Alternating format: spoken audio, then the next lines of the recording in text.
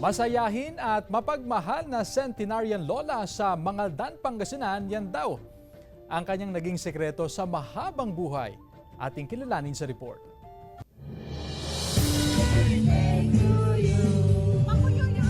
Masayang nagdiwang ng ika-100 kaarawan si Lola Librada Sereno ng Barangay Poblasyon, Mangaldan, Pangasinan.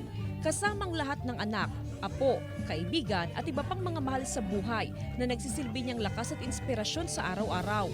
Pagmamahal at pagpapatawad, ito raw ang kanyang prinsipyo sa buhay na sekreto sa long and happy life.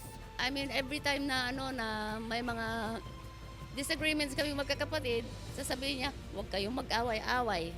Yun na lang palagi ang sinasabi niya. Tapos lagi niyang pinagdadasal. Mabait, hindi na yan nagagalit. Oo. Saka mahinhin magsalita. Kaya, oo. Sa selebrasyon ng kanyang kaarawan, inalala ng kanyang mga anak ang lahat ng sakripisyo ng kanilang ina upang sila'y maitaguyod. Hindi raw ito naging madali, pero ipinagkatiwala raw niya sa may kapal.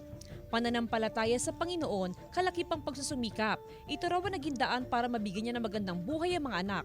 I'll just say thank you for loving us and taking care of us when we were little.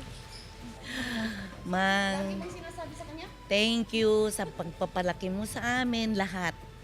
Sa marami pang taon, nabiyaya ng Panginoon sa buhay ni Lola Librada, hindi raw mapapagod sa pag-aalaga at pag-aaruga ang kanyang mga anak.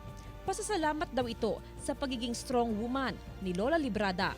Kasama si Daryl Peralta, Jasmine Gabriel Galban, One North Central Luzon,